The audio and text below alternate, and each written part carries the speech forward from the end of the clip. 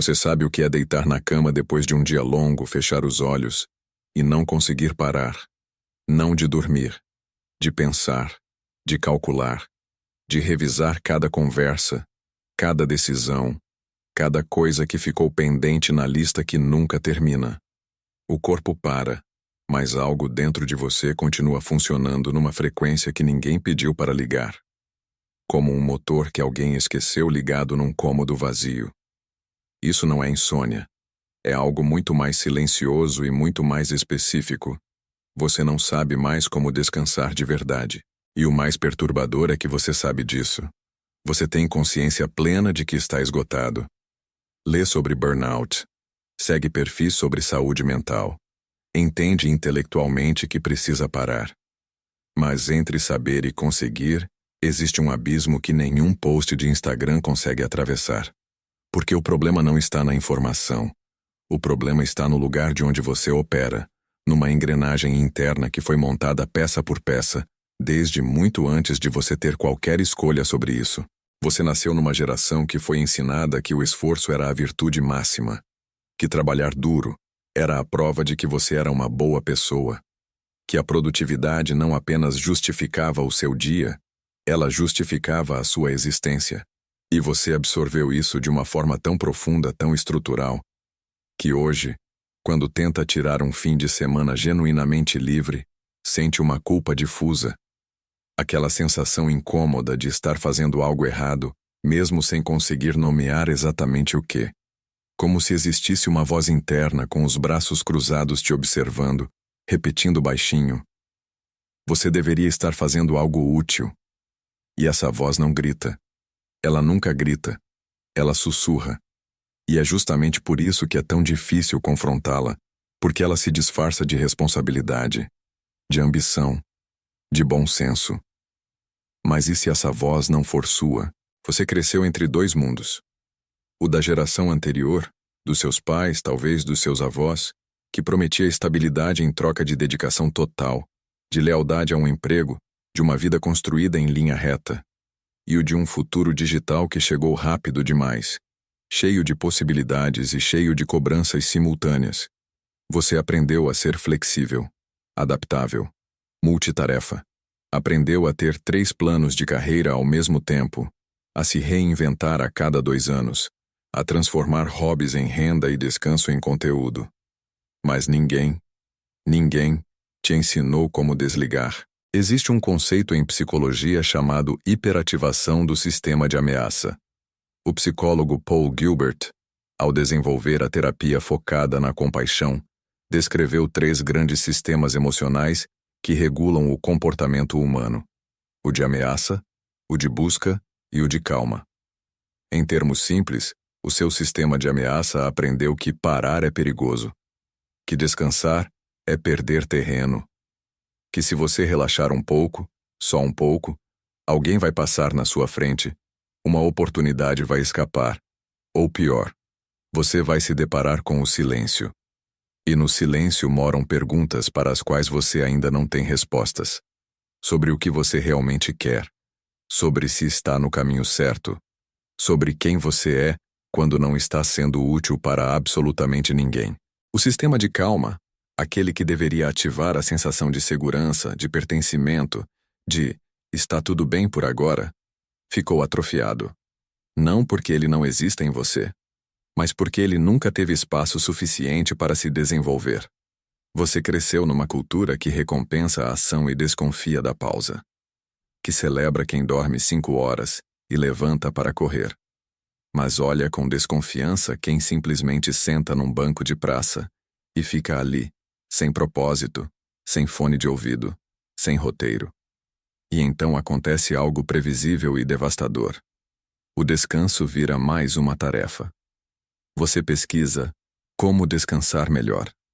Compra um aplicativo de meditação que abandona depois de 3 dias. Planeja uma viagem e transforma o roteiro numa maratona de experiências otimizadas. Até as suas férias têm metas. Até a sua terapia tem KPI.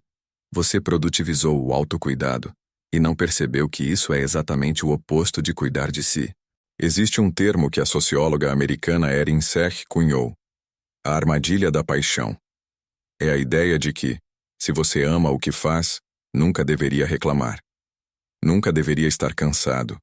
Nunca deveria querer parar. E se você quer parar, talvez o problema seja que não encontrou a coisa certa ainda. Percebe o ciclo? Você corre, se esgota, conclui que está esgotado porque ainda não encontrou o propósito perfeito, e corre mais. E enquanto isso, o corpo cobra. Ele sempre cobra. O maxilar travado. A dor no pescoço que não passa. A gastrite que vai e volta. A dificuldade de estar presente numa conversa simples porque metade da sua mente está recalculando a rota da semana seguinte. O corpo guarda o que a mente se recusa a processar. Ele não mente, ele não negocia. E tem algo mais profundo ainda. Algo que dói de um jeito diferente. Aos poucos, tão gradualmente que você nem notou, você foi se tornando aquilo que faz. Sua identidade se fundiu com sua função. Quando alguém te pergunta quem é você, a primeira coisa que vem à mente é o seu cargo, a sua formação, o seu projeto. Não o que te faz rir sem motivo, não o que te emocionava quando criança, não a textura real do que você é quando não está performando para ninguém.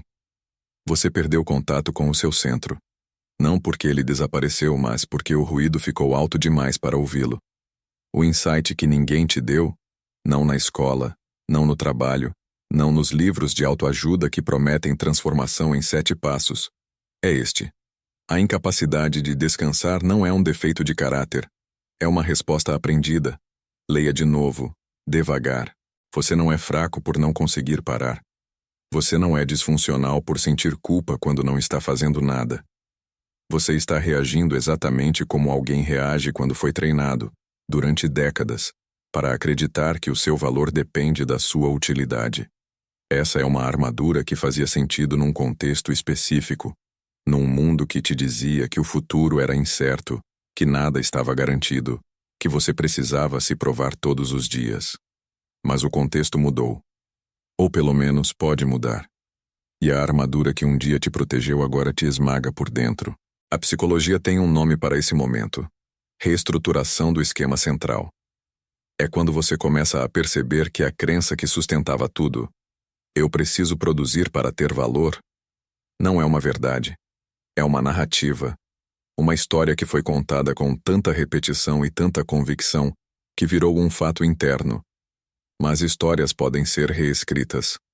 Não com ingenuidade, não com frases bonitas, com presença, com a coragem estranha e desconfortável de ficar parado sem fazer absolutamente nada. E permitir que isso seja suficiente. Você não precisa conquistar o descanso. Não precisa merecê-lo. Não precisa preencher um pré-requisito de produtividade para ter permissão de simplesmente existir por uma tarde inteira.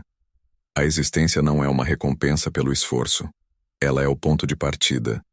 Sempre foi. E aqui está a parte que poucos dizem. Quando você finalmente consegue parar, não por 5 minutos cronometrados num app, mas de verdade, sem álibi, sem justificativa, no começo o que aparece não é paz. É desconforto, é ansiedade, é aquela sensação insuportável de que você está desperdiçando tempo. Isso é normal. Isso é o sistema de ameaça fazendo o que ele foi treinado para fazer. Mas se você fica ali, se resiste ao impulso de pegar o celular, abrir o e-mail, criar uma nova lista, algo começa a acontecer.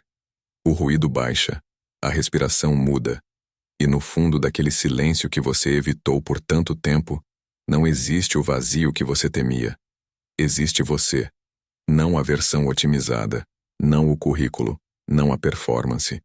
Apenas você, com suas contradições, suas dúvidas, seu cansaço honesto e sua humanidade intacta. Uma geração inteira precisa ouvir isso. Você não está quebrado por estar cansado. Você está cansado porque nunca te disseram que parar também é um ato de coragem. E talvez o descanso mais profundo que existe não seja dormir 10 horas, ou tirar férias num lugar bonito. Talvez seja algo muito mais simples e muito mais difícil. Largar a corda. Parar de puxar. Olhar para as próprias mãos marcadas e, em vez de procurar a próxima corda para segurar, simplesmente dizer, em voz baixa só para si mesmo, por agora, isso basta. Eu basto.